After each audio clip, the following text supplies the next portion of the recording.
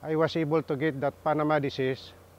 It's coming from the upper stream of the Balutakay River, in which the debris coming from a plantation, a big plantation, they threw it in the river. Ang mga workers po nga wala ka ila sa Panama, maglakaw-lakaw, mauputoy isa nga nagdala sa Panama disease sa plantation.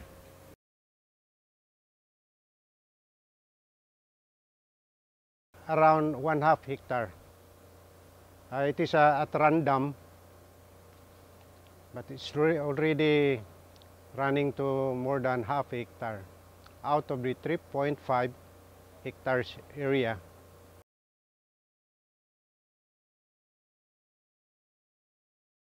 Tungod sa kalaghan sa PD, amo na lang ilisan og tanom, amo nang gi-eradicate ang saging og ilisag nga gulay or kuan, watermelon o unsay matanom nga lain nga makwartahan.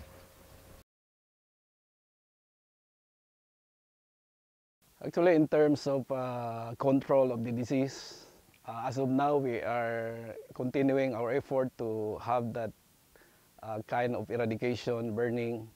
But of course, we are trying to have a material that can give a hotter one to the infected plants, because as I heard from other area, they are using some material that could produce higher heat than the usual rice hull.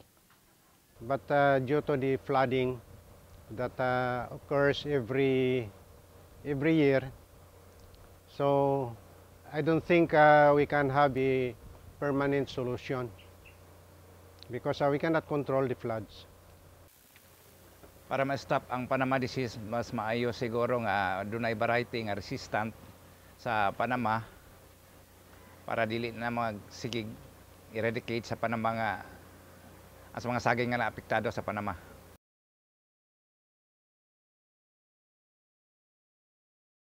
Siguro dako kayo kasaban sa ato ang future sa ato mga bata nga mawad-an sila og trabaho puhod nga na sila sa kaidaron nga panarabaho o pangabuhian po nila sa puon.